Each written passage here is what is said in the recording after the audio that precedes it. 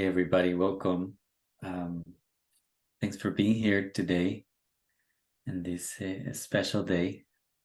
We'll get going. Thanks for your patience. So my name is Adrian Villaseñor Galarza. I'm a core faculty in the East West Psychology Department at CIS, and we are gathered here because of a special occasion, dissertation defense by Jean Ann. She'll tell you all about it.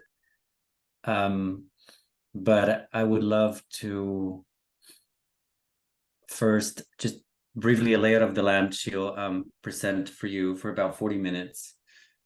And then after that, the committee members will share some questions for her that we may have. And then we're probably going to retreat to a breakout room to chat amongst ourselves and come back.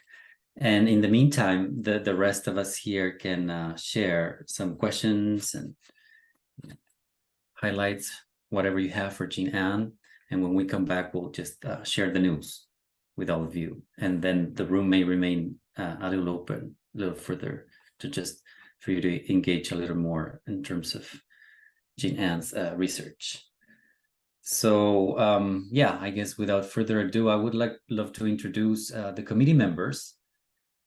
And I would love for them to introduce themselves. So I would start with the external member, with Mary. Mary, would you care to share a couple of words about you and your relation with this research? Sure. So I'm Mary Gomes, and I teach in the psychology department at Sonoma State University. And my main area is eco-psychology. And I believe I was connected to this committee through Susana Bustos, who I've known in many capacities over the years. And it's just a tremendous honor to be here and to be part of this process. Thanks, Mary. Thanks for being here, sharing with us your wisdom. And then Connie Jones, would you mind sharing a few words with us? Certainly. I'm Connie Jones. I'm in the core faculty in the Transformative Inquiry Department at CIIS. I'm a sociologist of religion. I study non-Western religions primarily, and am very interested in what Jean Ann has brought to us today because it's non-mainstream. And I'm fortunate to be on this committee. I came here through Janice Phelps, and we have done heuristic inquiries together before. And I'm delighted to be here, and thank you very much. Thanks, Connie. And I'll just share that it's been a pleasure in the last year or so that Jean Ann and I connected to work with her. It's been a breeze. It's been a delight and also my pleasure and honor. So Jean Ann, please take it away. Okay, welcome, and thanks for all of you guys too. I want to say too that I met Connie. I did a year of transformative inquiry online, and I met you, Connie, during that time, and I was impressed. I wasn't doing religious studies, but I thought I put you in my back pocket. I thought, I'll bring that girl along later when I do my PhD. So welcome, and thank you for being here. Thank you for Chris Boggs for being here too. I'm going to share my screen now and get started here. Here we go. So welcome. This is the California Institute of Integral Studies. I was a faculty member at Hawaii Pacific University, and I needed to start my PhD in 3 years to maintain my faculty position. I went to my dean and said, hey, could I go to this school in California called CIIS? And she said, is it accredited? And I said, yes.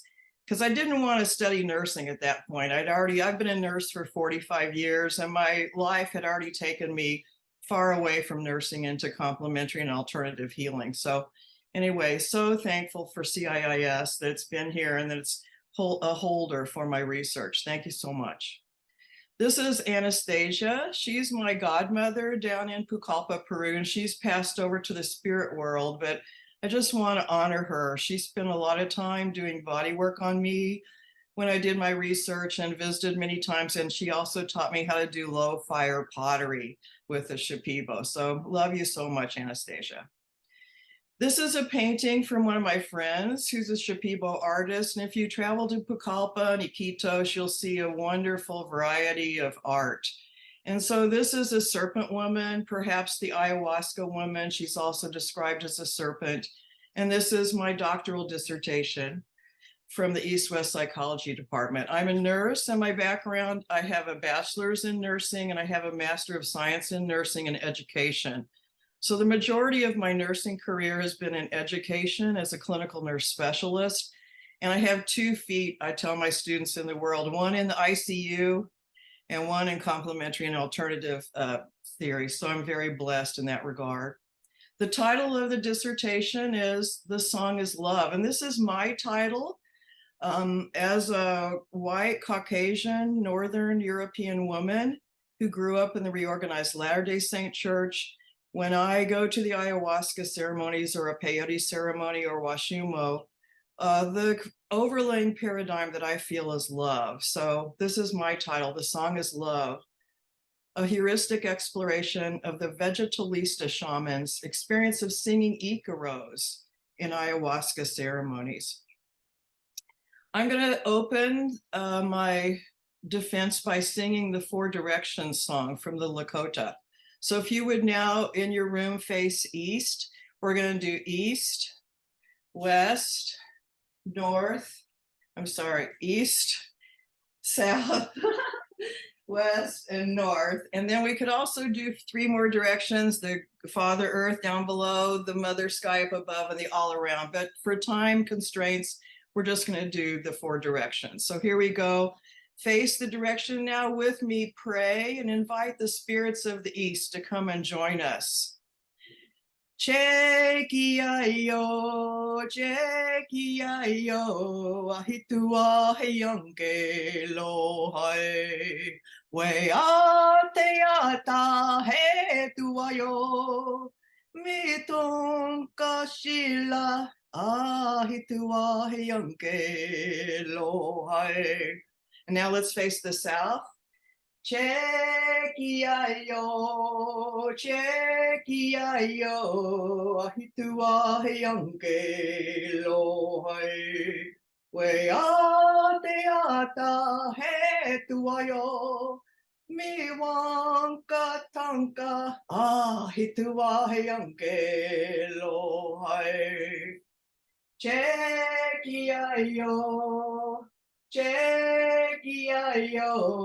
ahitua heyange lohai, weate ata he tuayo, mitun kashila, ahitua heyange lohai. And now the north. Chekiayo, chekiayo, ahitua heyange lohai, weate ata he tuayo, mitun kashila, ahitua heyange lohai. Great. Oh, so we welcome the 4 directions, the spirits of all the directions, the Father, the Grandfather Earth down below, the Mother Sky, and the all around people that surround us. The English translation is pray to our Grandfather. He is looking at us. He is sitting here and he is watching us. So we welcome all the directions. I also like to thank my committee members who's just recognizing you guys. Big thanks to Janice Phelps. So before Adrienne, Janice was my chair and she helped me with my proposal and also the Kransky grant application.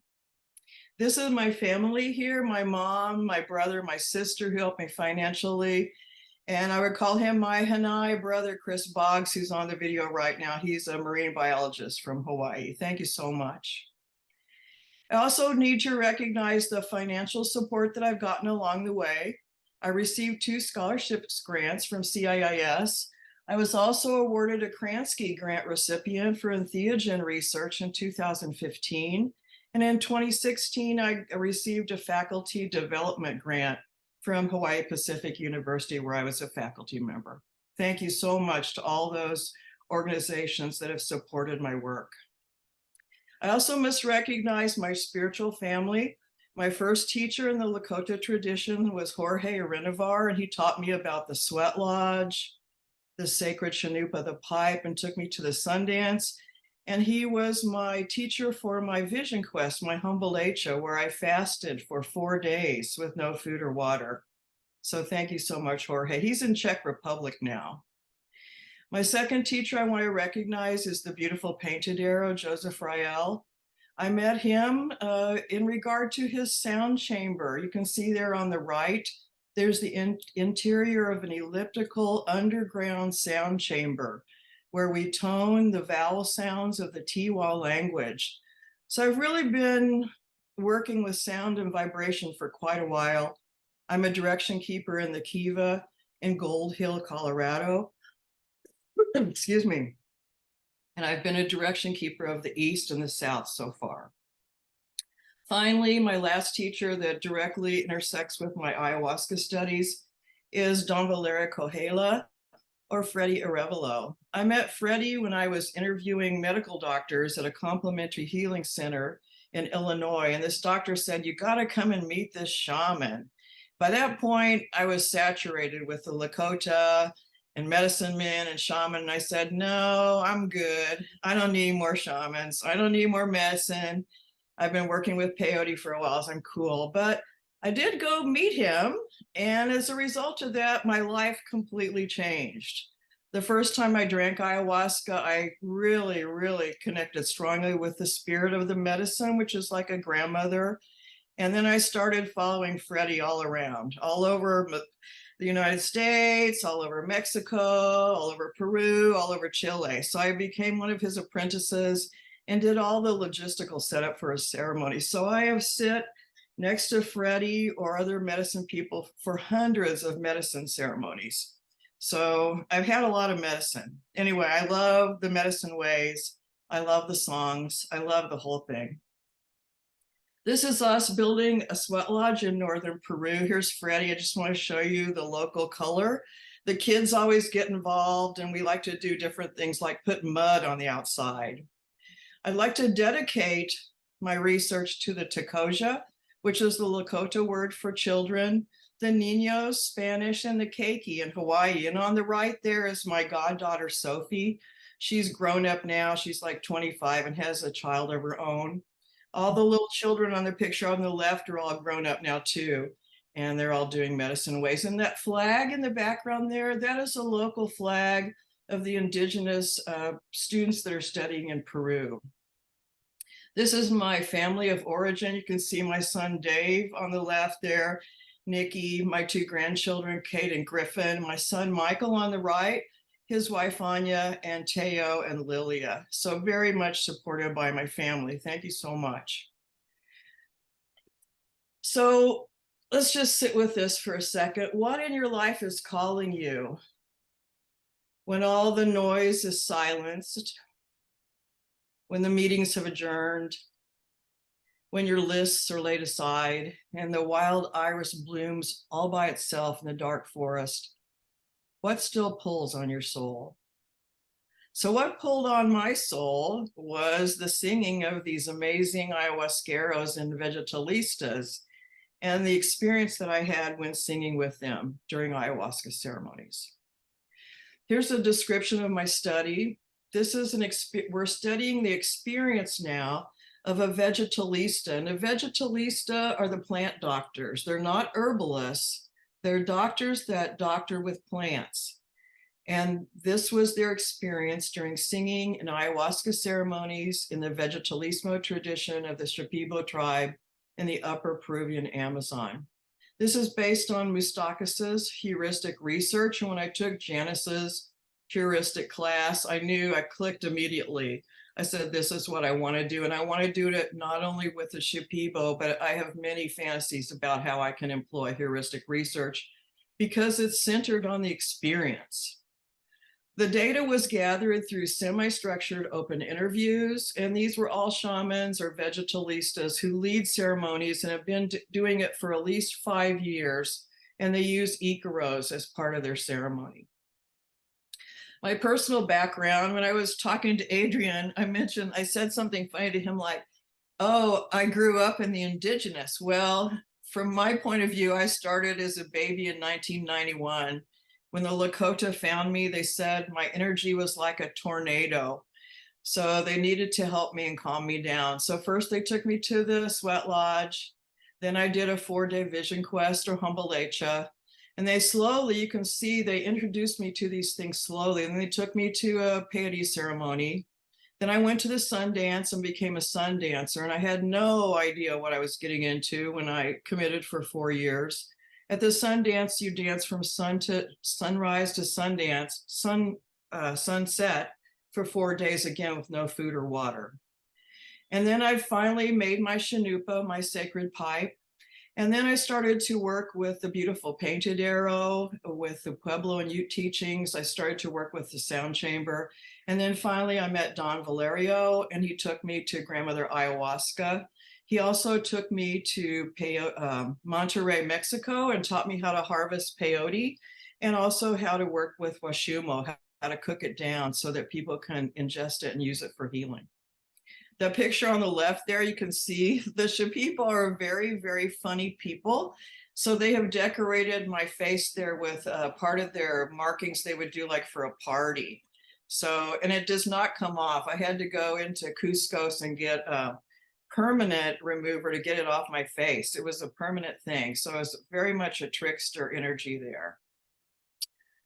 So the reason I love heuristic research is because it focuses on a lived or living experience. We're looking at the living experience of the ayahuasquero. And then as a result of that, the men and women who are ayahuasqueros, they have living and lived relationships, not only with the song, the Icaro, but with the medicine, with plants, and with the spirit world. And they're an animistic religious background. So they believe everything is alive and everything has meaning, which is very beautiful and ornate and very deep. Let's just briefly walk through the literature review. So here's some of the contemporaries. If you start to read about Icaros, they say over and over, the Icaro is the key that opens the mind. I'll say that again. The Icaro is the key that opens the mind. And it's not only the mind, it's other things. So up the top in the middle is Marlene Dobkin de Rios. Over on the right there is Susana Bustos. On the left there with glasses is Luis Eduardo Luna. And down at the bottom is Bernd Brebeck de Mori. And both Marlene and Bernd married local Shipibo people and incorporated them into their lives. So you can see they can often have a deep effect on your life. The second part I looked at on the lit review was shamanism. A shaman is one in the Siberian language, is one who is excited, who is more, who is raised. The literature describes the shamans as a magician, a medicine man, a poet, a priest, a mystic.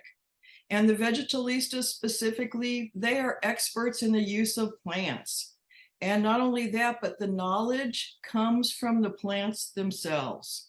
The word shaman is usually just used when they're dealing with white people who are Westerners. And then locally, you'll hear the people call the vegetalistas, medicos as well. Let's just talk briefly about the Shipibo. Here they are in their natural costumes there.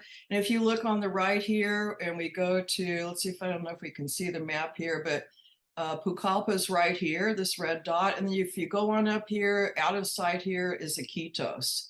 So the main two places that ayahuasca tourists go are Pucallpa and Iquitos. And in Pucallpa, there is a tourist village called San Francisco, where many of these vegetalistas have retreat centers. The Shipibo call themselves Noah Jonikan. They are the real people. And you're going to see now at the very end of this, they are really out in the world and even out in the movie production in Hollywood. In 1960s, ayahuasca started to become a tourist phenomena, which completely changed the cultural relationship of the Shipibo. Our money, I call it the gringo dinero problema. So by the fact that they realized that they could get a lot of money by giving us ayahuasca, it completely changed their culture. So there's a lot of emphasis on jealousy. There's been murders. One of the men in my study was already murdered over jealousy due to money. And then there's a kind of a wall, the relationship between outsiders, which is us, and them. There's the official version, which they tell us, and then the unofficial version, which they hold close to their heart. And some examples of this would be that the tapestries that they make hold the music of the medicines, or that the 4 dimensions that you may see in the art are part of the Shipibo cosmology. Many researchers feel like these are stories just told to us. So we'll talk about this a little more future. The ayahuasca is called the vine of the soul. And if you ever drink ayahuasca, it makes you feel like you're a little bit drunk. Depending on the potency and what's additive, it can also be strong hallucinations. So it's a combination of the lanai, the vine of the Banniasteris caapi, and the Psychotria viridis bush. And the Psychotria is also known as chacruna. So what happens when we combine these with several gallons of water, like the picture on the left, and we cook them all down like all day, and we pray and we blow tobacco into it? Maybe we identify with the phase of the moon. The caapai's beta carbolines, they become potent inhibitors of the enzyme MOA. And this protects the DMT alkaloids in the chacruna. So the DMT is actually in the chacruna. Combining it with the vine allows for an oral activation of DMT. And there's stories about how ayahuasca was created. No one knows for sure. Perhaps in the old days, the vegetalistas would watch jaguars or animals chew on the vine and then go to sleep. Or perhaps it was divine intervention. You'll hear many stories about that regard. The ayahuasca is also considered a plant teacher. And this is from the cultural context of the Peruvian Amazon. This is not from Brazilian or Ecuadorian ayahuasca. This is about the Peru only. I included a short literature review on psychedelics because ayahuasca is considered a psychedelic. Psychedelics are defined as drugs or plant medicines that induce altered states. Back in 1886, mescaline was started to be researched. In the early 50s, we had Huxley write the seminal Doors of Perception, Heaven and Hell. And then his partner, Osmond, he coined these as psyche, mind, or delos to make visible. And Osmond really felt that the psychedelic medicines help participants become aware of psychedelic issues. As we go forward in 1980, Hoffman in Switzerland discovered LSD. And as we come forward to more current times, Strassman, who was a medical doctor, started to involve the FDA and DEA with research in the regard. And now there's a lot of research being done. You're probably aware of the huge psychedelic science conference that was done in Denver last summer. And DMT is found in several plant medicines. It's found in ayahuasca tea. It's found in the peyote cactus or the washumo cactus and psilocybin. And then part of the research now is Western medicine has connected with these hallucinogens. Specifically, I just want to recognize Kalen's research. He really feels that music has a big effect on the brain, and perhaps Bernard Brabeck says that music is the hidden therapist in the room. So when you go to look at the research, you're going to find research with electroencephalograms, magnetoencephalograms, positron electron tomography, SPECT scans, and MRIs. I'm not sure how they do the MRI of the head, because you've ever had an MRI of your brain, it sounds like you're in a bucket and somebody's hammering on it. So I'm not sure how they did that, but very interesting. And I'm actually, you'll hear me say at the end, I'm applying for National Institutes of Health research to research sound and healing. Okay, let's see, sorry. I'm in place here.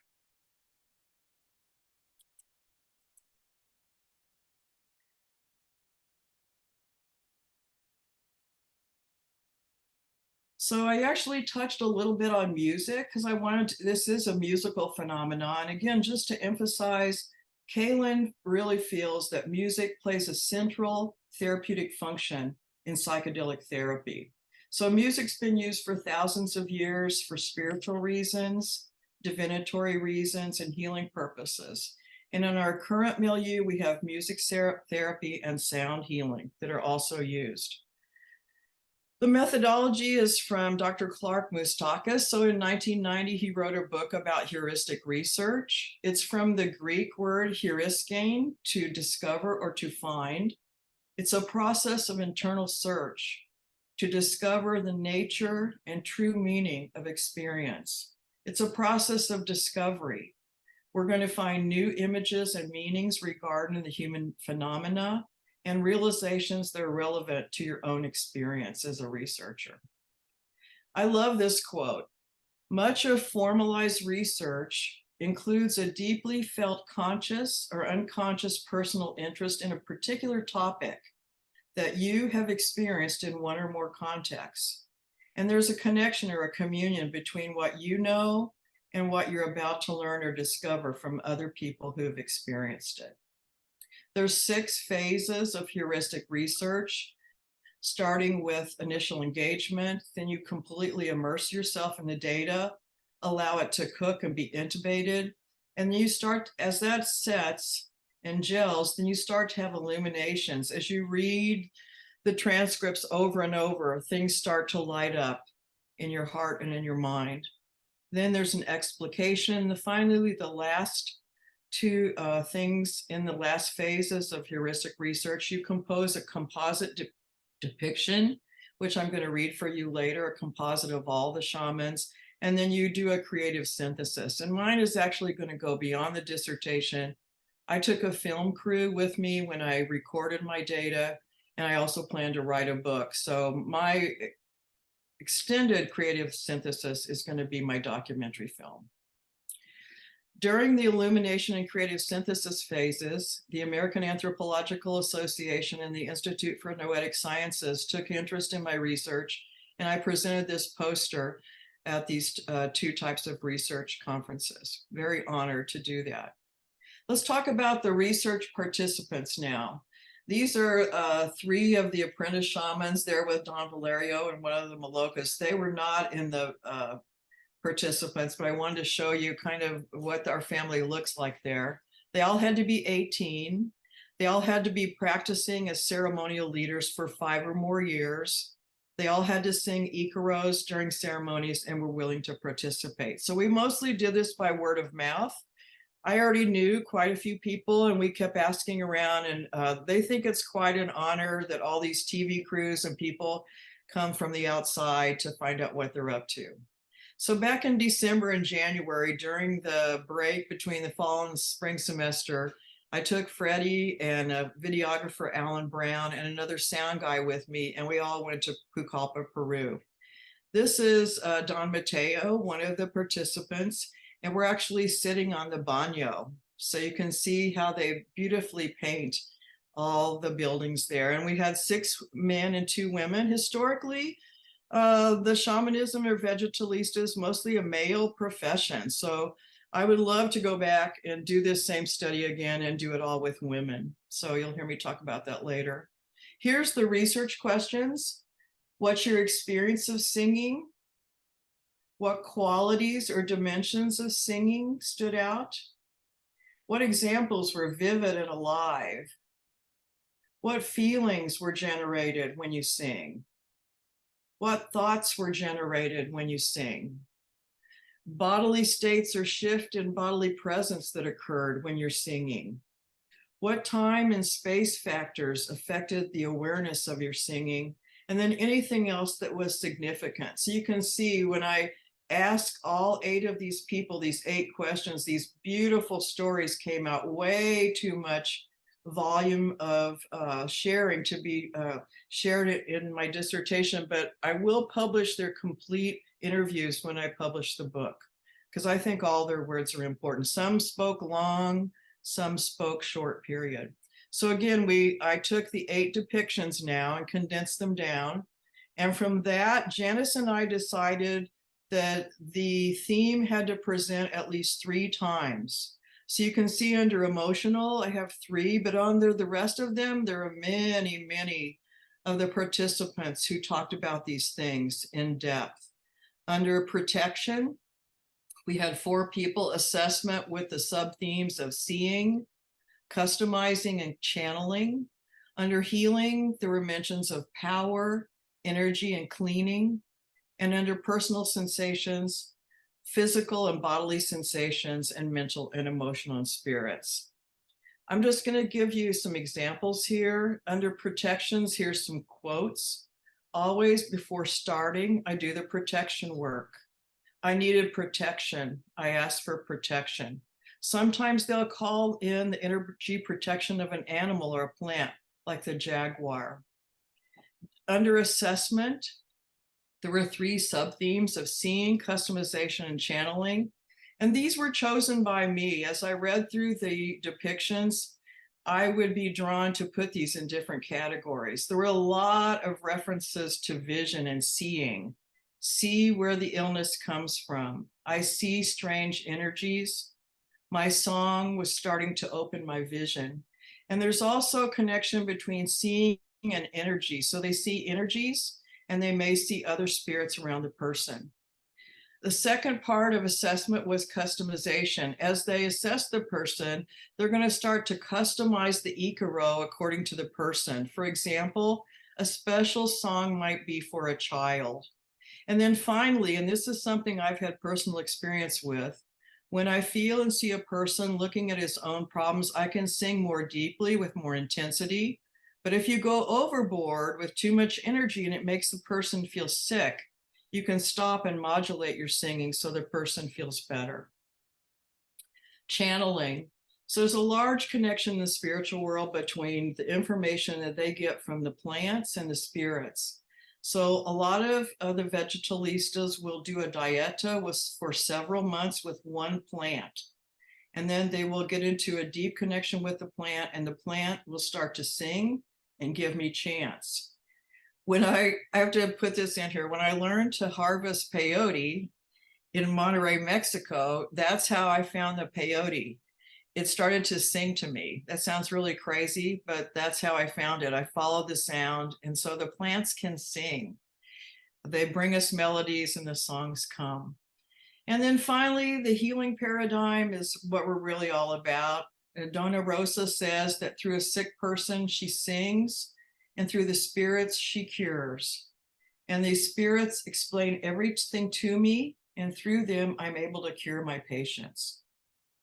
The 3 sub-themes of healing were power, energy, and cleaning. Power, when I sing the Icaro, the people open to the power of the medicine. When I start to sing, the power of the medicine comes. Under energy, there's a lot of references to energy. I sing to send healing energy. I use the Icaro to scan for negative or dark energies. And then a lot of them mention, like, if you feel really sick and you feel like you're going to throw up, they say, oh, just think of a beautiful flower. I'm not sure that always works with me, but they send the energy of the plants and the flowers to you. And finally, a lot of references to cleaning. They actually use the word cleaning, unblocking, opening, untying, or unblocking negative experience, and move the energy with love. So there were different times that they would bring up the word love. And then finally, the shaman would experience many things personally. There are many references to being dizzy, upside down like a windmill, out of my body into the astral world. Emotions. There were other types of, throughout the stories of the depictions, they were talking about how much they love the people and they consider them like a family, like their brothers and sisters. They feel love for the people, and they can use a loving song, a song full of love and peace and tranquility. And I love this quote, the Icaro comes from the heart. So that's why I titled this, The Song is Love. And then mentally, with people from all different cultures now, the vegetalistas say it's very challenging. We all have different mental constructs. So when they sing, they address the mind of the patient. And they can look into the mind of the patient and they describe it like a recording, a tape recording in their mind where something's wrong. And then finally, they really are connected with spirits in the spiritual world.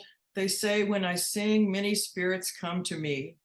And the most beautiful thing that came was the spirit of the grandmother ayahuasca. The spirit was dancing and singing. The spirits tell me what to do and how to cure. I'm going to read briefly the composite depiction. How are we doing on time, Adrienne? Are we okay? Yes, we have about 10 minutes or so. Perfect. So this is a composite depiction of all 8 of the interviews put together in one thing. The first aspect that must be addressed at the beginning of an ayahuasca ceremony is the concept of protection. Personal preparation is important. I sing Icaros to protect myself, the environment, the patient, and to establish an energetic boundary. When I sing, my intention has to be pure, so I can connect with my personal gift for healing. Special protection Icaros called arcanas are sung to protect the patient. This protection can take the form of animals like a jaguar or the form of a plant spirit. Next, I start to address the patient for the reason they've come to the ceremony or if they are ill. When I sing the Icaro, it's like scanning the mental level of the patient.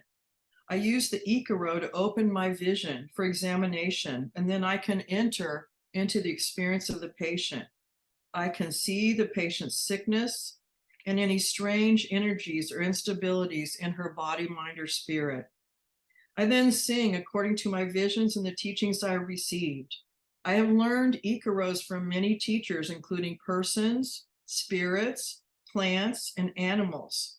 Each entity has their own Icaro and special knowledge. I can use her song to call in protection, power, or strength of a plant or animals. They can also spontaneously channel beautiful, specialized Icaros. The chants are very special. They are sacred.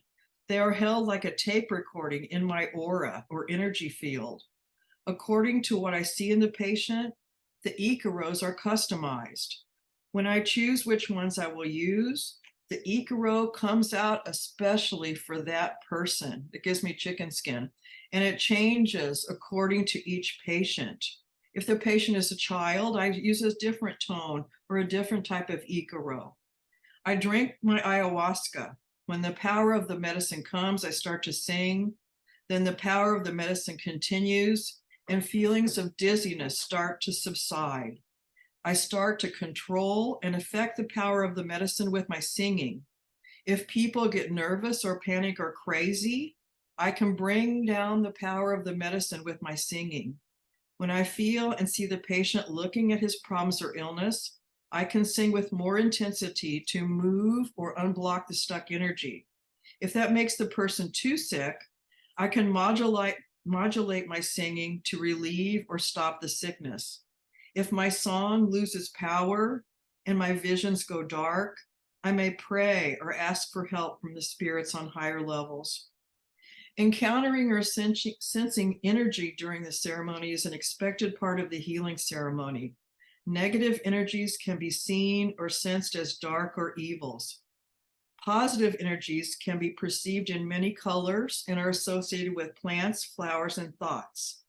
I can move the song to where the patient has blocked or negative energy. Then I can release or clean this negative energy that the person carries with the Icaro. Sometimes these negative energies can cause physical reactions of dizziness, vomiting, or feeling ill in the patient or me. If I encounter negative energy, I begin singing and cleaning to move it. If I get in trouble, I can call on the energy of a protection spirit like the Otorongo, the jaguar, for help. The main healing intervention associated with singing Icaros is cleaning or removing energies. I first use an Icaro to clean the environment and emphasize the cleaning songs. Then I sing the Icaro, and the people start to open up and the power of the medicine and open their mind. Many times during an ayahuasca ceremony, I personally experienced sensations. On the physical level, I've experienced sensation of being a windmill. I often connect to astral levels. Sometimes I travel out of my body. On the mental level, I work on the mind of the patient to clean stored mental images. Healing on the emotional level is very important for the patient. It's critical. The invocation of the chant depends on how I relate to the patient and his feelings. When I sing a particular Icaro, he starts to clear up and change these feelings. I continue feeling and singing according to the evolution of his feelings. As a shaman, I feel lots of spiritual love for the people. I bring loving songs full of love, peace, and tranquility. My Icaro generates a happiness that opens the heart. When I sing, I transmit joy, happiness, tranquility, and relaxation. Spirit is another word we use for the energetic phenomena encountered. They can be negative or positive. The most beautiful experiences come when the ayahuasca appears with singing and dancing. Sometimes when I sing, there's a lot of energy and an evil or dark spirit will appear.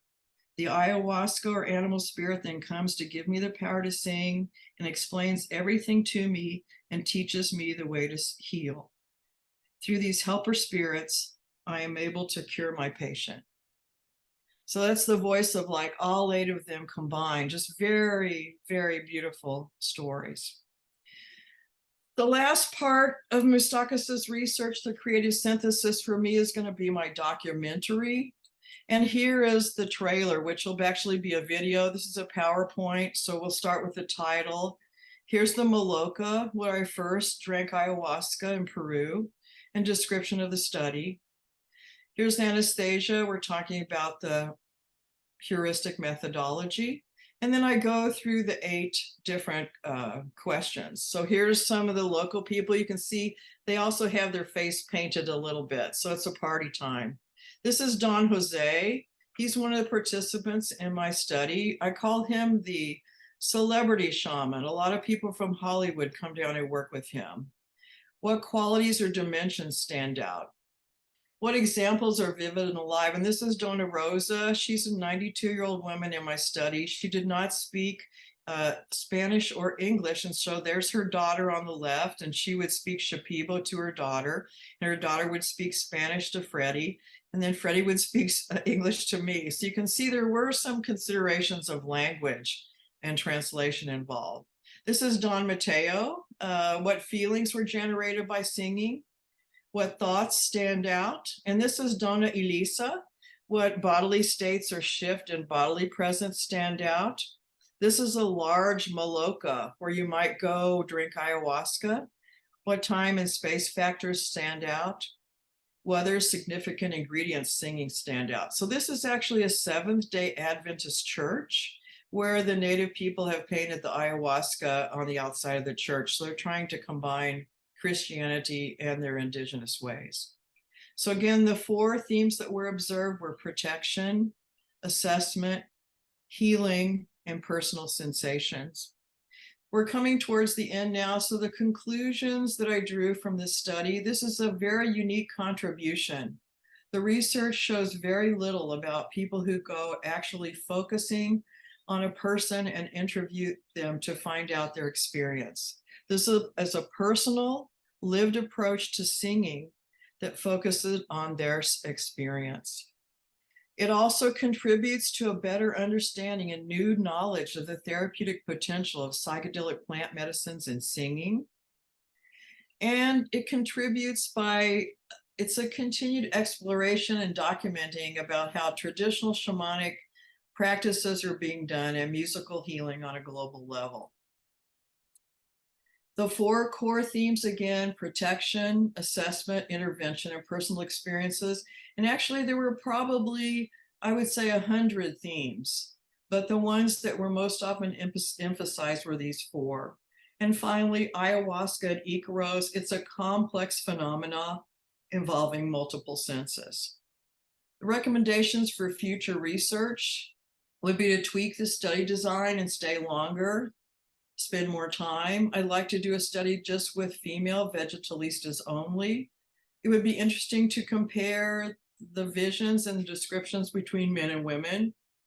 And then it would be really interesting to compare the shaman's experience with the patient's experience of the same Icaros during ceremonies. And then because the vegetalistas say that these are customized songs, that playing them is pleasurable, but again, I'd like to compare live singing in an Icaro to a recorded electronic Icaro.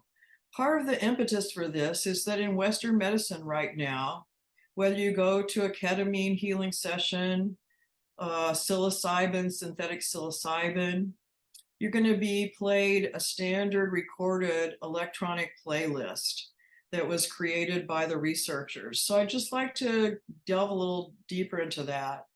And then what makes a person choose a shamanic path? And then another heuristic study was done about peyote shamans, and I think that would be interesting. During my comps, I did a deep dive into the difference between peyote ceremonies and ayahuasca ceremonies in terms of the singing. My post-dissertation plans, I'm just getting ready to move back to Hawaii right now. I'll be opening up my plant medicine integration practice.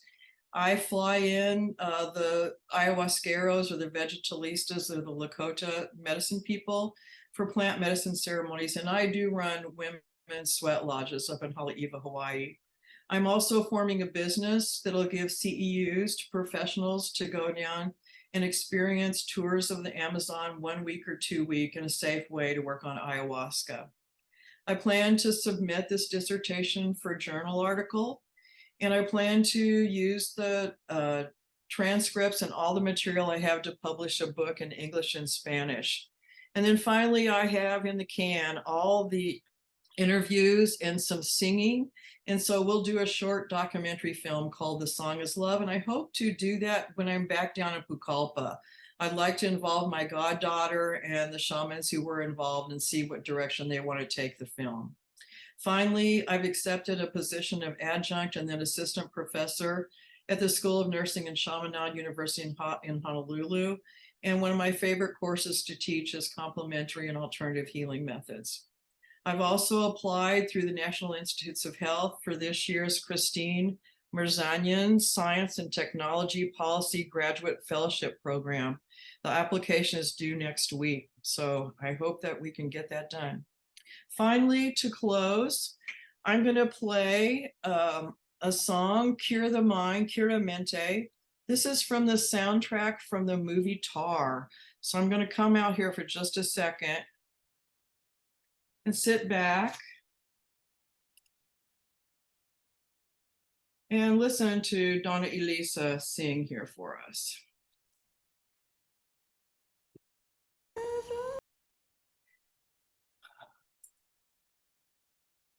So you can get an idea of what the different songs from the Amazon sound like. Very high-pitched, very melodic.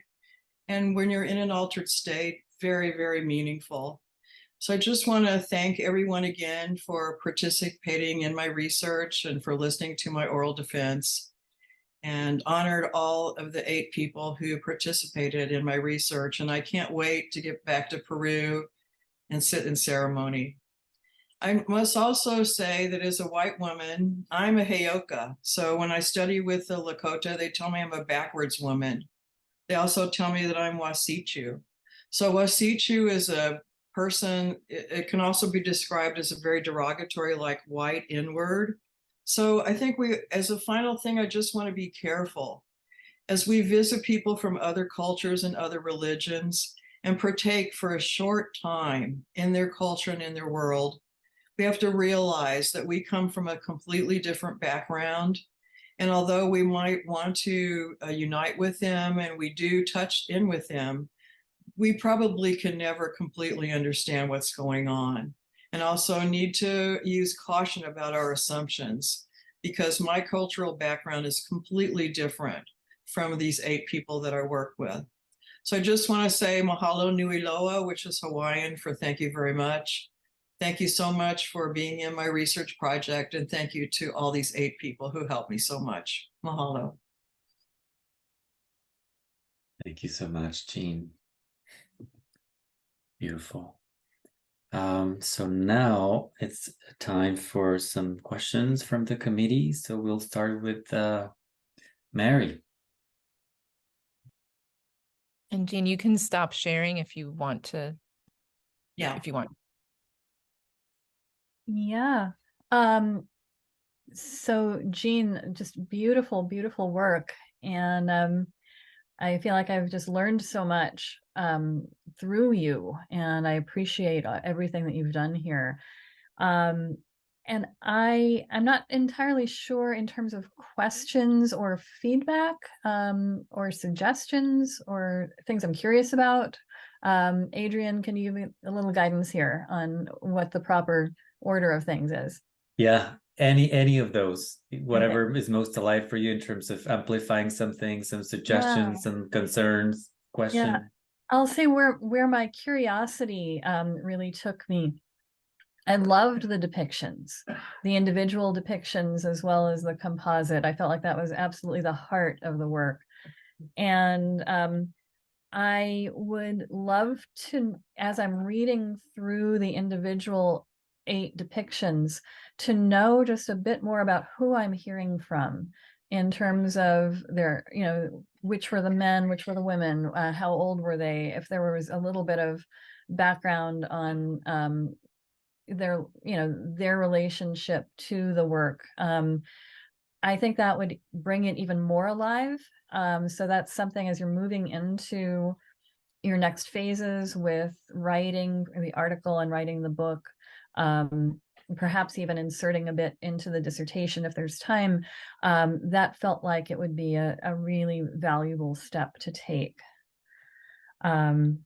So yeah, that's my main feedback, and it's also kind of like my curiosity.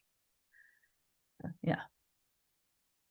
And I also appreciated very much the closing statements about humility, basically, in reaching across into a different cultural worldview. And I found myself very also curious about as I was reading about the various themes and the things that in English appear as separate themes. And I couldn't help but wonder in the original words, how separate are they? I'm not sure that's even a question that can be answered. It's more just a question that I was sitting with. Healing and love, for instance. They're different categories from our end of things. Are they actually?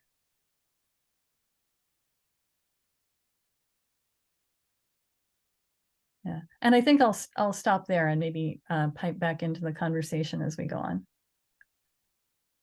Oh, and I think that suggestion about gender and age, I think someone else had suggested that maybe to add a little color, add a little background, and kind of tells you where they're coming from, because they range in age from 30s up to 90. So yeah, and some of them are brother and sister, so that might be interesting to include all that. Oh, absolutely. Yeah. Yeah.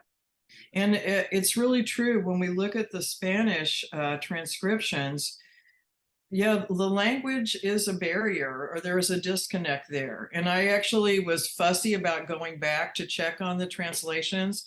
And I talk about this in the dissertation. So the one translator had translated archangel, and it was not archangel, it was arcana, the protection Icaro. So there really needs to be follow-up with the language translation. Yeah, good point.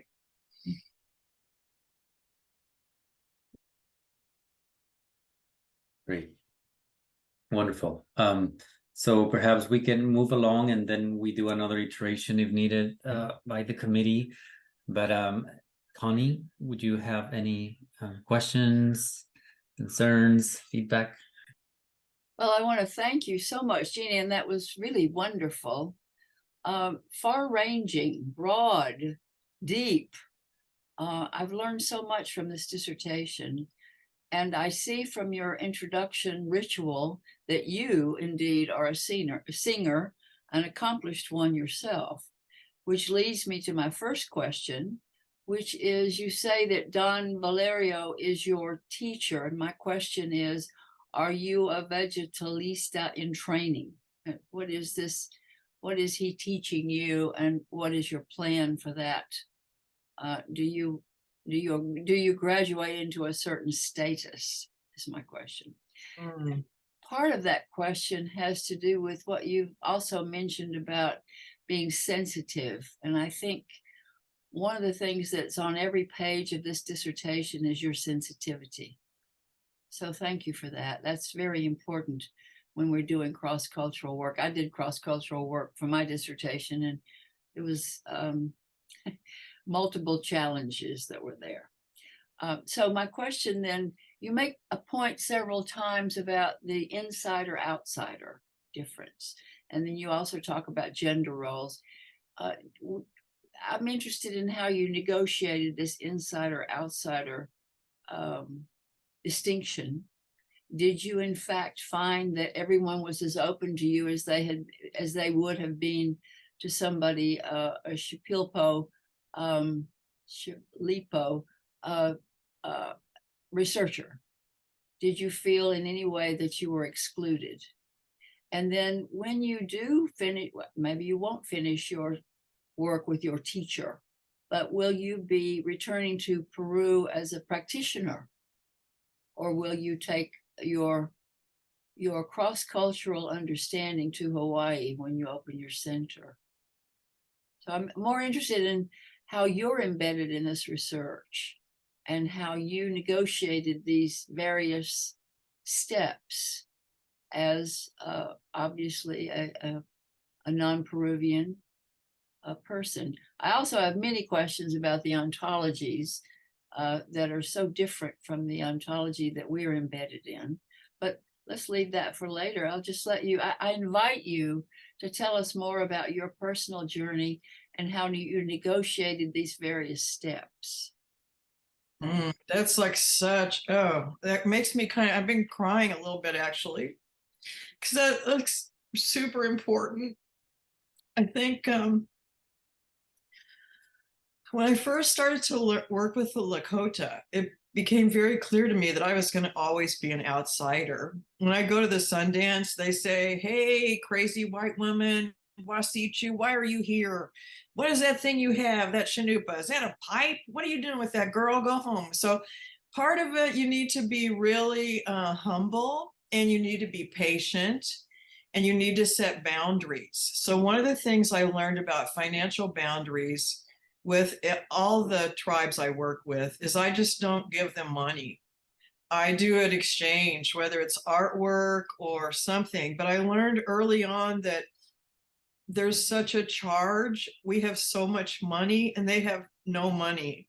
So with all the indigenous people, there's always the rub that I'm going to give them money. So we have to establish that clearly. And part of the reason that I took my teacher, Don Valerio, with me to collect my data was to open the door and to have a Peruvian person sitting there with me, with my teacher, help me open the door and help them be more open. And on my vision quest years ago, golly, it's been like 30 years ago now, I was told that my name was Kaila Red-tailed Hawk, and that the Red-tailed Hawk clan takes care of the medicine people, that I was not to be a medicine person, that I'm a white lady from a different culture, but my role now is to keep these teachings alive. So when I go back to Hawaii, I will lead a sweat lodge. I feel like as a sun dancer, I'm qualified to do that.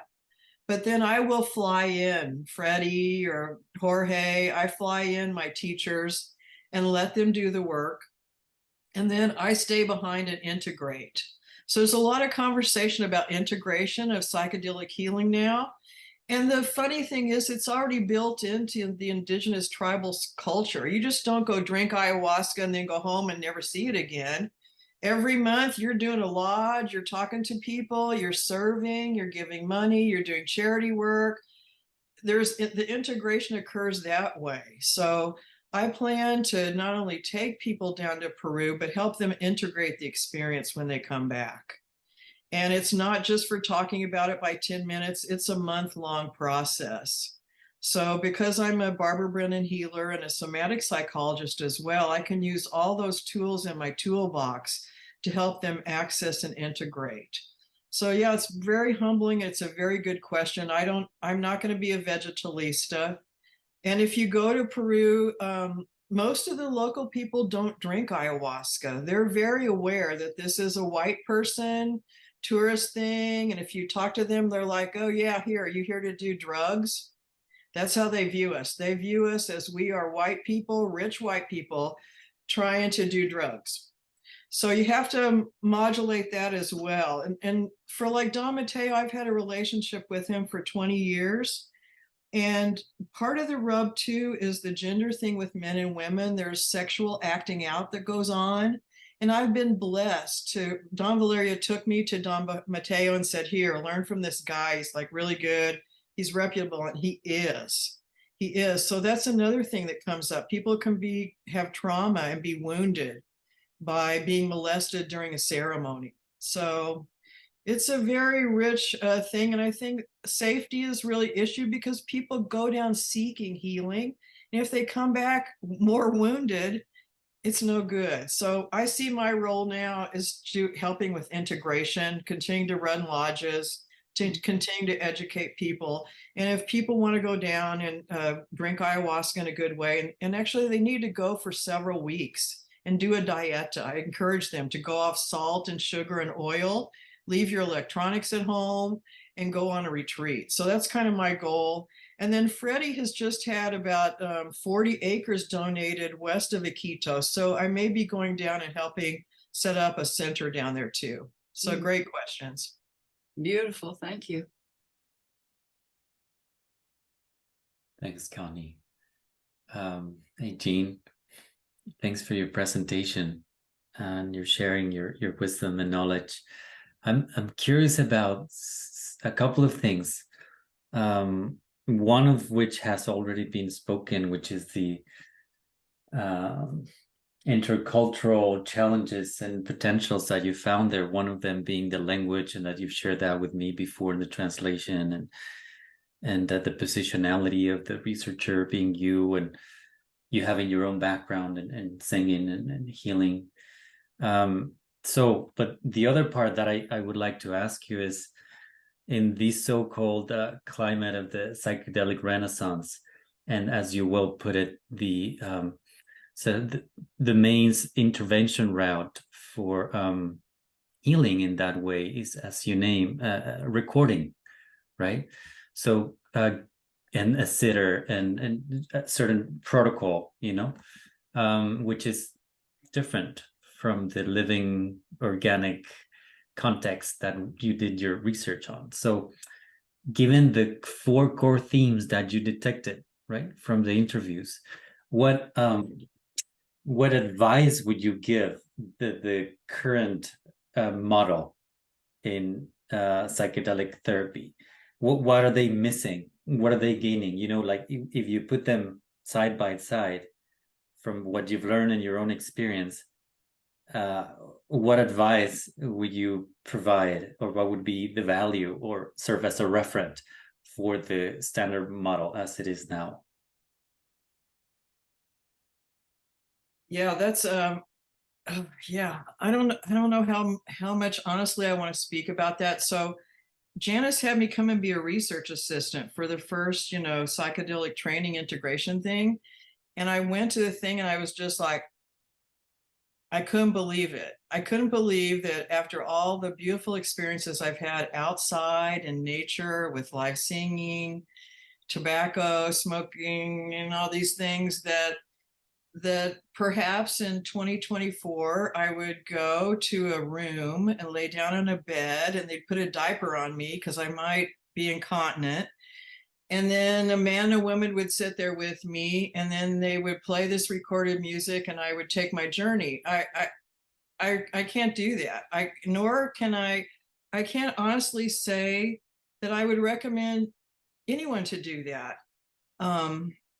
because part of the value of doing it in a group is that a group healing occurs, and part of the value of doing it as nature is that if I'm having a rub or I need to go out, I can go out and talk to the moon or talk to the stars and walk around and come back. And there's a lot of customization. There's always a lot of assistants that heal. Like, I'm one of the main healers in the medicine ceremonies, and I'll be sitting there in my bliss, so happy. And Freddie will say, sister, go help that man over there. Go help him. I'll be like, oh my God. So, we go help people. And I would like to see the whole thing changed. I'd like to see them do it outdoors. I'd like to see there be live music. And when I taught for Barbara Brennan, we had live harp music during our healing sessions. So it can be accomplished. And I don't know, I just think there's a lot of fear going on. There's fear going on in Western medicine as they try to combine these two things. They're afraid, we're going to throw up or something. Well, throwing up and having a bowel movement, all of that is part of the healing. And anyway, so I don't know, I guess my dream someday is that they call me and they say, hey, could we do some of these outdoors? Could you have your teachers come and sing? Could we have a fire? That's the other thing. We usually have a fire, and there's a lot of smudging and smells. So I think there's a lot missing from the Western paradigm currently. I actually interviewed with a psychiatrist in Honolulu to help people during ketamine. I was like, I can't do that. I need to be outdoors. I need to make smoke and fan and pipe and all these things and sing that can't happen in a office building. So yeah, that's a question that's close to my heart. That's partly why I did this, because I want to show there's another way. Thanks, Jean. Wonderful. I'm curious if Mary, do you have anything else you want to add?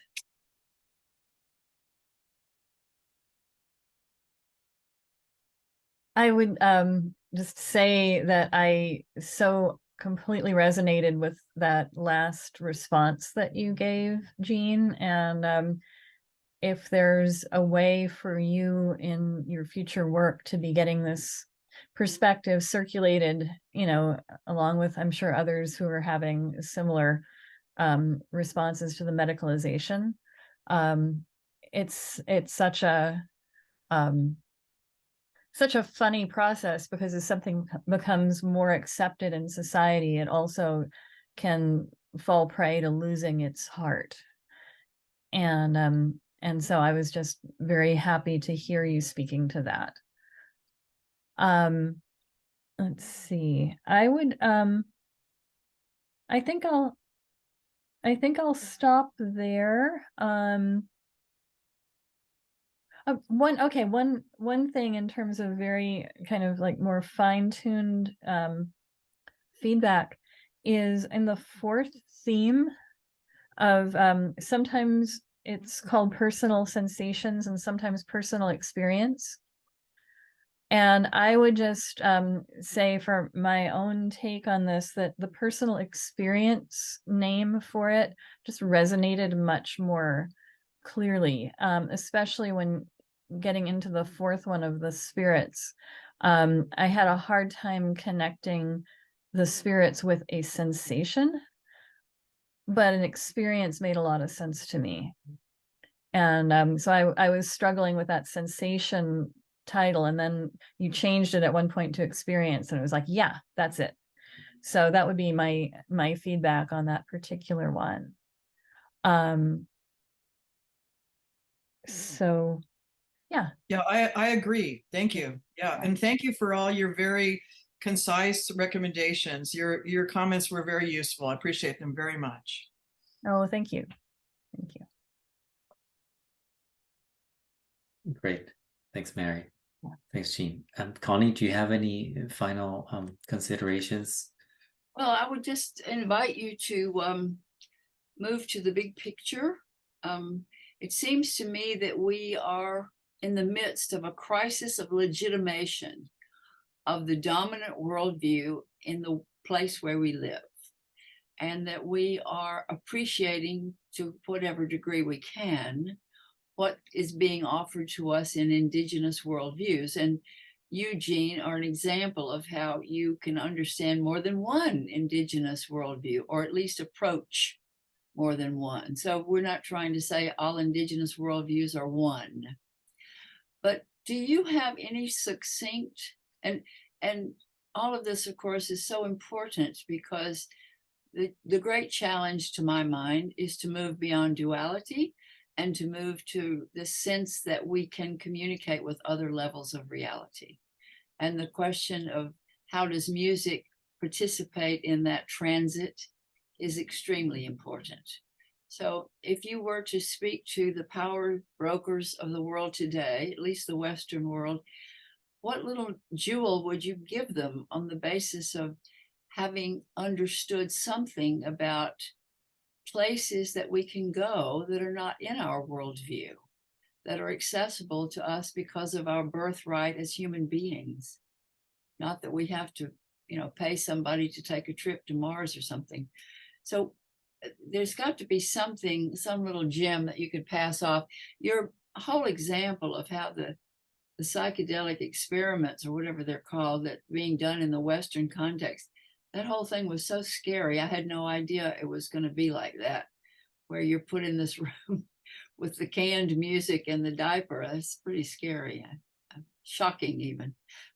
Anyway, I give you a chance to say something to the larger world about where do we need to go, knowing what you have contributed to us.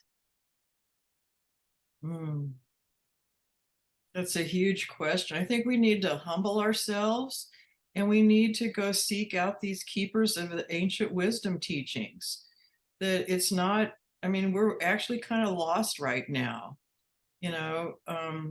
and I talk to my teachers about this, and I get angry and I get sad, and I hear these stories, and they're just like, just keep praying. This is a new thing. It's coming out in the world. And I think what I would do is I would take them to a ceremony with a real vegetalista outdoors with different people where they can cry and throw up and poop and do everything and be a human being again, rather than be locked in this thing here where we're so afraid. Because as humans, we need to experience everything. And the jewel is people from other cultures. We weren't placed here on the earth just alone. We were placed with others, so we can develop loving relationships and learn from each other. That's what's been missing. These teachings have been hidden away. Even the Lakota, even the Hawaiians, they're so mad at us because we've just come in and taken their things. So it has to be done with patience. And I think we just have to get out in the world and tell the stories and try to expose the people to what I would think is a more pleasurable way to heal. Thank you. I just want to say that from my hearing, which is quite naive, it sounds as if we're trying, or the powers that be, the people who are running the psychedelic vanguard, are trying to somehow cram these indigenous seeings and wisdom into some Western model, so that you're put in a closed room with the canned music and the diaper. Somehow that makes it scientific or objective or whatever, which is quite contrary to the worldview that's being introduced, right? So true. And then my colleague, Larry Norris, he does integration kind of on the model of AA, where everybody gets a 2-minute time to talk. And for me, you could meet people there, but it's not going to help you integrate. It's going to take more than that. So there's just a lot of people are trying and working on it, but we have a ways to go. I'm glad you're there. Thank you. Thank you, Connie. Keep speaking up. Thank you, Adrian. Yeah, Mary. Yeah. Absolutely. Connie. As this is moving into a kind of open-ended discussion, which I just love, I was thinking about how one of the things that's really lacking in the Western framework is an appreciation that the world is alive and inspirited. And so from that perspective, you're not necessarily aware of losing anything when you move to the indoor and controlled setting.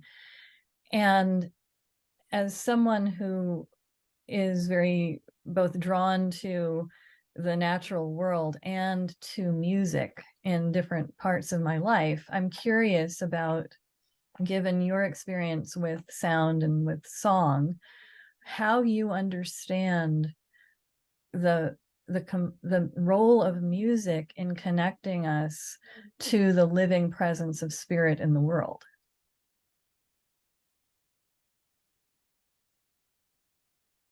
Oh, that's huge. That's a huge thing. I mean, I think for me, the spirits do sing to me. Like when I mentioned learning to harvest peyote and I couldn't find it. And Don Valerio was like, it's right there. And I go, I can't see it. I can only hear it. So, yeah, I don't know how to answer that. That's a huge question. And it's beautiful. And it's part of my heart that I spend time in nature and that I sing a lot, that I chant.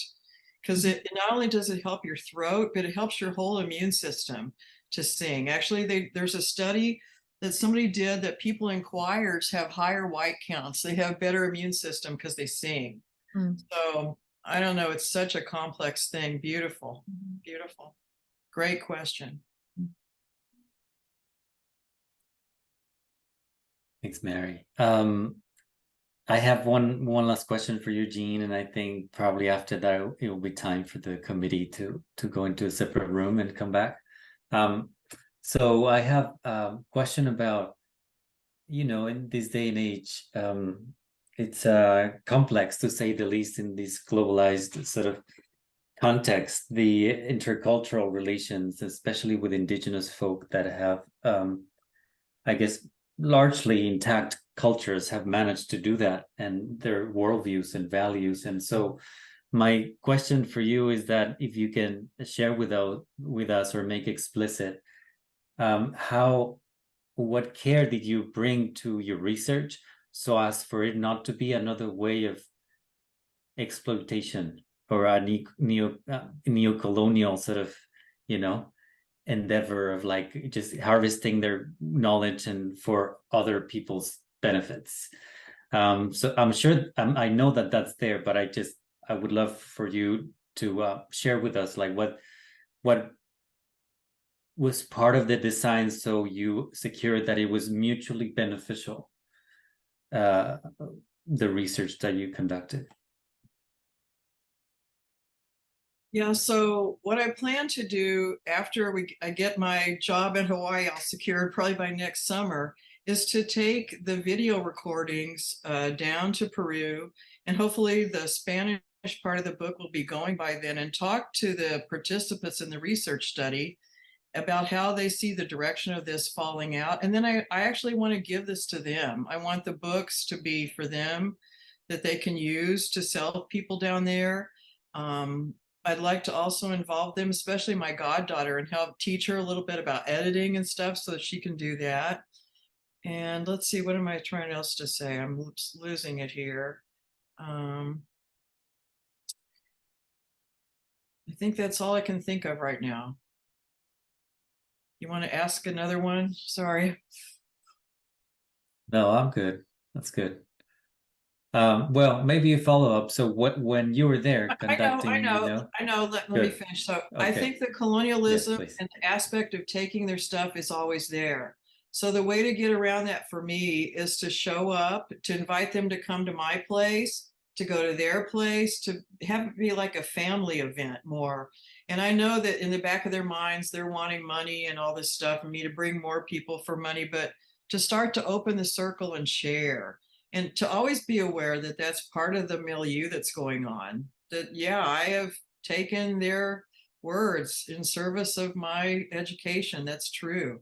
But hopefully I've given back something to them that's of value as well. So that's an ongoing process, I think. Good. Great. Thanks, Jean. So I think it would be a good time for the committee members to go into that other room. And so that means the other folks that are here might be a good opportunity for you to share some thoughts and questions with Jean. So how do we do that, Judy? So I'm going to send you all into the Zoom room, private Zoom room. And then I think the best way, since it's a small, you just come out when you're ready. Just rejoin us. You can just press the leave button. Great. And then I'll just lead a little discussion here once you're in there. So off you go. See you in a little bit. Bye. Yeah, wow, Jean, that was really wonderful. I was excited to be hosting this dissertation because, as I mentioned to you earlier, I've had the pleasure of sitting in ceremony. It's been a really long time, probably like 5 years, but I've sat 3 times. And I was really excited that you were addressing the Icaros, because my experience with the Icaros was also, I was also just watching I didn't know this word either, vegetalista, lead, and just thinking, I definitely felt that dynamic between me and the song, and would always wonder like how they knew when someone needed attention. They always knew when I needed, they just always knew. And I thought, wow, how do they know? So a lot of what you spoke to as far as their feedback to you about what the songs, increasing the intensity, decreasing, that was really powerful and really resonated. Everything resonated for me. I'm just giving my reflections, and then I have a question, and then I'll open it up to other questions. The other piece that I think I really agree with, everything you said, I agreed with, about like, I can't imagine either, after having those experiences, going into a room by myself and lying there. And it just feels like that would never be my way of engaging with these experiences. And I'm really looking forward to your book and to your documentary and to hearing more. I really appreciated all your insights. And I think one question that I did have,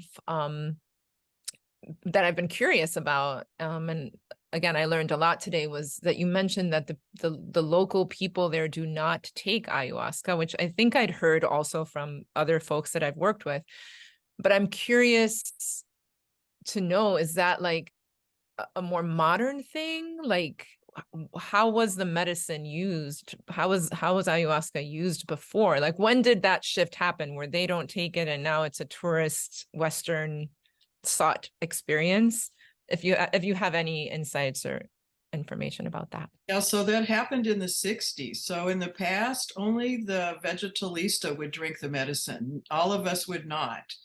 But in the 1960s, I think Burroughs came out with a book, and everybody was like, woohoo, we better go down there and get high, because they were searching. And so that set up a template where tons of white people, actually Bernard writes about this, that here the white people come. Sometimes they stay a little while, sometimes they stay longer. They ask questions, they take pictures, and then they leave. And then here comes some more. And so when you go down there, I write about, Bernard also talked about being a rinka. So the outsider people, when you come, they're like, they look at you, they're like, oh, what does this white woman need? Does she want a bunch of far out experiences? What can we give her to keep her in our family and keep her financially supporting us? So they're very clever. So no, this is a recent thing, like in the last 50 years.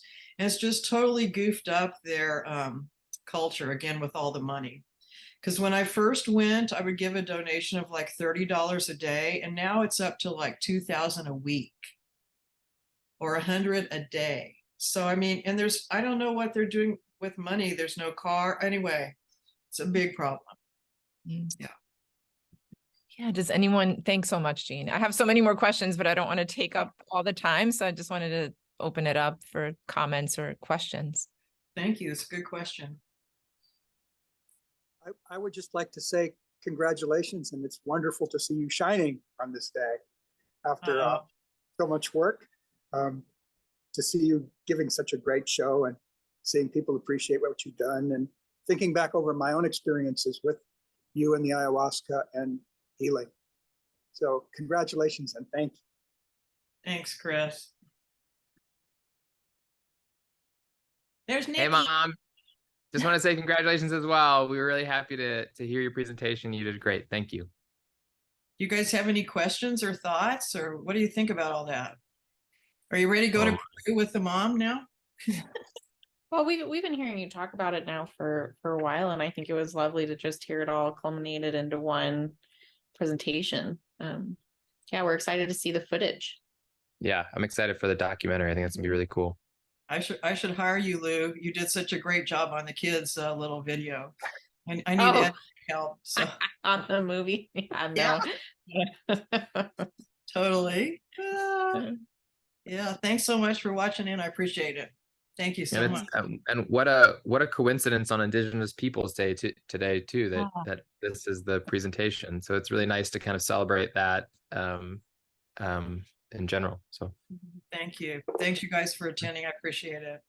Yeah. Absolutely. We got you on the big screen up here. I got the big projector going. Cool. So I'm on the big fun to watch. screen. On the big screen. That's great. It's beautiful here in San Antonio. It's just starting to get cooler, so it's really nice to be outside. Yeah. If I may, because I'm really interested in this, and I think one of the other things I'm really appreciating about this, Jean, is like the integral way in which you're going to be working, because you have like the nursing side, the quote unquote clinical science part, but then you're bringing in, like you were saying, the earth honoring ways. I feel like that's what we do here at CIIS. And so it's exciting for me to like be here and hear you talk about it from all these perspectives. And I think that, I like I said, I sat with this medicine back in 2018, 2019. And the last time I did, there was like a clear message, which was like, I did 3 times. And the last time it was like, you don't need to come back anymore. And I've received profound healing. So it's like a little bit, I've always find myself, a lot of what you're expressing, I'm really relating to around like, there is a benefit here. There is a healing element. I know because I received it, and people want in on it, right? And there's nothing wrong with that. Like if we have something that can help, we should offer it. But then that fine line between people that are seeking with an intention that's clear, and people that are curious, and people that want to, like you say, like they're saying over there, get high and have a psychedelic. It's so messy. And then this idea of like, now we're legalizing psychedelics, and how will that look? Is it in this cold, stale room with like a recording? I really would love to see that research. It sounds like you're thinking of continuing on that research, because that doesn't feel like it for me too. But then like, where do the two meet? I'm really, really curious about that. And it sounds like you're trying to bridge the worlds, which I think is hard. So I commend you, because it sounds really hard. But yeah, I'm really excited to hear your thoughts about that. And like, yeah, how do you see that? Like, how do you see like their perspective of like your Western white people are coming here to like, and how do we just get what we can, and then like the genuine truth that there is a healing component to this, and how do we get in the middle way there? Yeah, so when people come, all kinds of, I met a guy at physical therapy, and he's like, oh, I heard you do this, and like, can I go with you? I go, yeah, well, let's go to a sweat lodge first. Because originally the Christians noticed that just by fasting, and I talk about this when I talk to my nursing students, just by fasting, your serum sodium goes up and you're going to hallucinate. So I say to them, let's go to the sweat lodge, or first let's do a day of fasting and see how you do with just mild change in altered states of consciousness. Because when like I told Adrian, I came in through the indigenous, where they took me to all these things and prepared me. They just didn't give me ayahuasca on the first day. So people need to understand that, yeah, you can use ayahuasca, but there's other healing modalities that are available to us. So in the indigenous world too, whether you want to go in the kiva and tone, or you want to go to the lodge, or you want to go to do your vision quest, or you want to go to the Sundance and pray. There's many things you can do. And those are just the Lakota ones. There's other ones, the Dene, they have a whole bunch of ceremonies too. So Pueblo and youth, it's just a very complex and wonderful thing. Yeah. I love that. I couldn't agree more. I feel like also that preparation that you're talking about, I feel like when I sat with ayahuasca, I had already been doing a lot of work. So by the time I got there, it was the right time. And yeah, sweat lodge is an incredible medicine and doesn't involve anything else. So I love that. Yeah. Thanks, Jean. And like now, mostly I go to the ceremony as a helper. I don't go to drink ayahuasca for myself. I go to be a facilitator. Well, and I remember the person that I worked with, sorry, this is the last thing I'll say, was like, you can come, because I was like, I want to just come to hear the Icaros. Yeah. I could just sit there and hear that and be transported. And he was like, you can come anytime and just sit. You don't have to drink. Yes. Yeah. Sorry. No. You talked about the anger that the medicinal practitioners, indigenous ones, have towards us. And it really reminded me of my relationship with the canoe coach. It's so easy when there's something cultural that you can learn from, when there's also this background of antagonism, to get trapped in that. And I almost went down a path where I was only fighting with the coach instead of listening to what he had to say about the Hawaiian way and canoeing. So when you asked me to go help you make a sweat lodge, and I was thrashing through the bushes, cutting stalks that weren't straight and trying to get them to bend and having them break and stuff. And afterwards, I tried to convince you that what we needed to do was to get some perfectly well smoothed and steamed arches that we could use over and over again. I didn't quite get what you were on about not doing that for. And one of the reasons I hear from what I'm listening to today is that it's like, that would be like kind of like wearing a diaper. I mean, you need to get into the bushes. You need to get your elbows scraped. You need to break some branches, and you need to tear the thing apart when you're done and have it go back into the earth. So I had all kinds of amazing insights from listening to your talk. And I thank you again.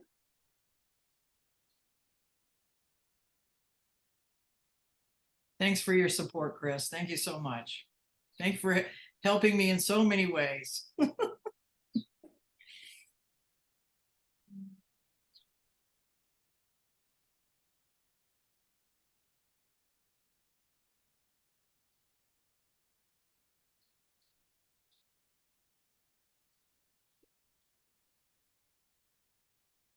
Yeah, it was really, I'll be sitting with a lot of what you shared. So thanks, Jean.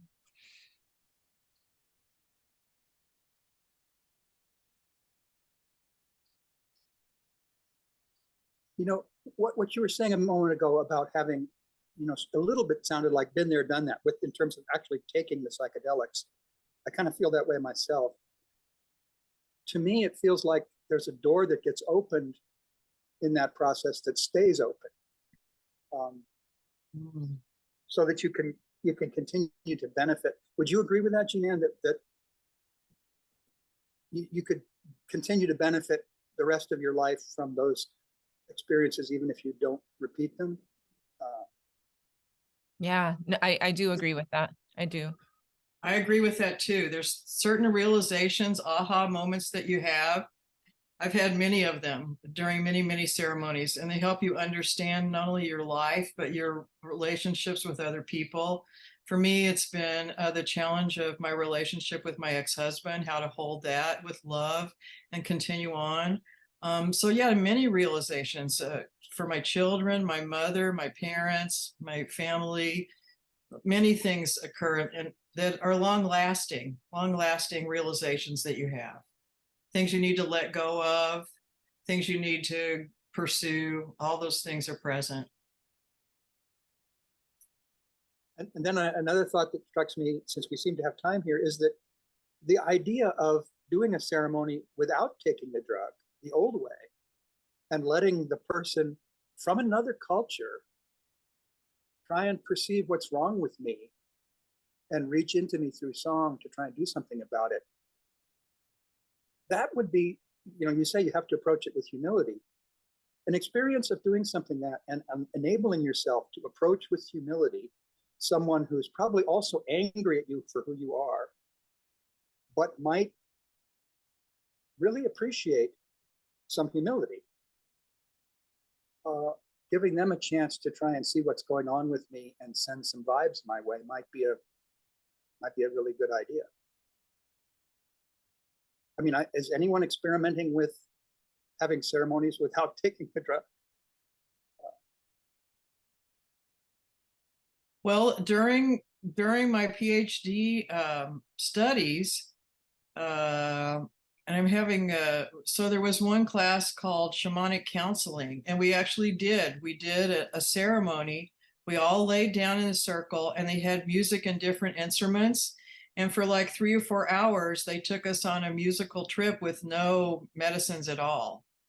So yeah, that was it was profound, actually. I had profound realizations from that too. So just with the music alone and different other sounds and drums and, taking the energy up, bringing it down, coming into you, all kinds of things. So it's very profound. Yeah. And I also encourage people, if they have fears about working with ayahuasca, just to come and sit in a circle and sing with us, and then do a lodge or something. Just come and bring your fears, and we'll deal with it. Yeah. Thanks. Good question, Chris. What are they doing in that room? You're talking about Eugene. Yeah, they are talking. No, they should be back. I have a feeling they'll be back in a couple of minutes or so. Yeah.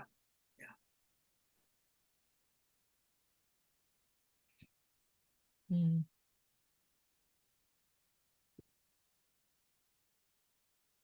I keep thinking again about the anger you mentioned. These people were trying to gain insight and learn from, who are also mad at us. See, what was I trying to think? What was I trying to say? Oh, me and Freddie, right? I could probably learn a lot more from Freddie if I get off trying to compete with him, trying to make him be wrong about stuff. And I never noticed that could be a dynamic that comes from both of us and doesn't help. And that the only way through that would be to let it go and listen a little more. So. It's a complex situation. I have times when I'm mad at Freddie too. Sometimes he loses the medicine. He's like not always on. So you know what it's like. Yeah. Thank you. Yeah, it's so true. It's an interesting thing, especially with the Hawaiian people too. Yes. So, well, that's what I deal with. That's what I'm dealing with. They have all kinds of beauty to share with us. And it's so easy to get off on the wrong foot, like right away. Yeah. Thank you for sharing that. Thank you. Adrian's back. Yeah, we're back. Hey, Jean. Okay. Good to see you. Hopefully, you're having a good conversation here. So, yeah, we're back. So we've, after, careful consideration, you've passed with minor revisions, but you're now a doctor, Jean Ann Britt. Thank you so much, Adrian. Thank you. So I'll be in touch with you to take care of those minor details. And before I forget, Judy, please be in touch with the committee members in terms of the forms that we need to fill out. On an email individually, that would be, if you can support us with that, would be fantastic. I already sent the approval and the evaluation to those guys too, kind of ahead of time too. So they have them as well. They've already received them. We should send them again. For this, it's just you already signed the dissertation defense form, Adrian. So I just have to check off that it happened, confirm that it happened today. And it goes to the registrar. There's no other forms to be signed by any committee members other than the ones that Jean sent. I can go back in my email, but if you have them handy, Jean, you can resend them and copy me again. And I will. Please do. And so that was the last bit of logistics. I just want to honor you again, Jean, and thank the committee members, the dream team. I appreciate you all, and enjoy. Yeah, I'm gonna leave. now, Bravo, but Jean. please stick around. Thank you. Just Yeah. one question. And- Do we send the forms back to Jean or to Judy? To both of us. You Okay, can send them to Jean and copy me, and that way I can usher them along. Perfect. Well, it's Congratulations. been just Thanks for delightful working with all of you. And thank you, Jean, for the beautiful work that you've done. Thank you, Mary. Thanks for helping. I appreciate it. Thank you, Jean, for opening a new world to us. You're welcome. Yeah. Bye, Yes. Adrian. I know you gotta-